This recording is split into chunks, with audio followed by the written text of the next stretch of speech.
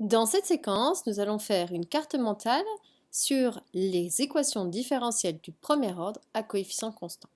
Déjà, ça veut dire qu'une équation différentielle du premier ordre, elle sera toujours de la forme a fois x' de t plus b fois x de t égale c de t.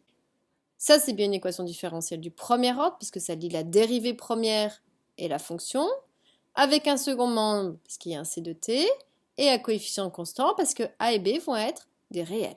Pour cela, la fonction inconnue, il faut bien comprendre, c'est x de t. C'est ce que je vais chercher à obtenir. Ensuite, je vais avoir besoin de l'équation différentielle du premier ordre sans second membre. C'est-à-dire quand c'est égal à 0. C de t disparaît.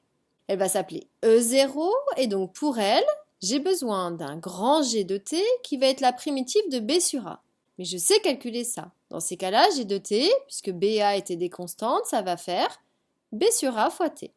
Donc les solutions générales de E0 seront toujours de la forme k fois exponentielle de moins bt sur A.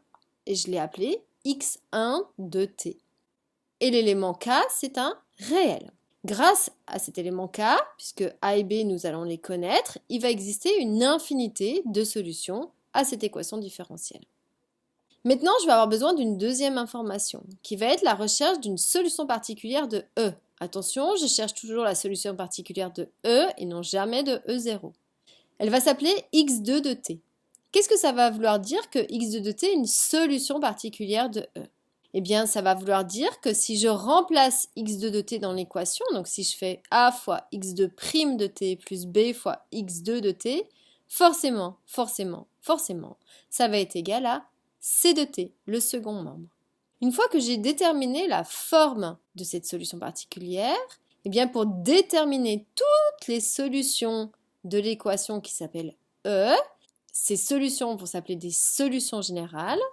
Comme on avait dit que la fonction inconnue c'était petit x de t, je vais commencer par petit x de t qui doit être égal à, ça va être une somme des solutions générales de E0 avec la solution particulière de E, d'où x1 de t plus x2 de t.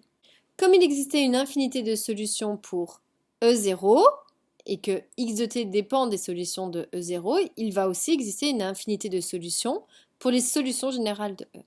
D'où le fait que si je vais ajouter ce qu'on appelle une condition initiale, je précise un moment particulier, par exemple x de t0 égale y0, et bien dans ces cas-là, on va remplacer dans les solutions que j'ai trouvées juste avant la valeur de t en t0 qui va me permettre de trouver la valeur de petit k.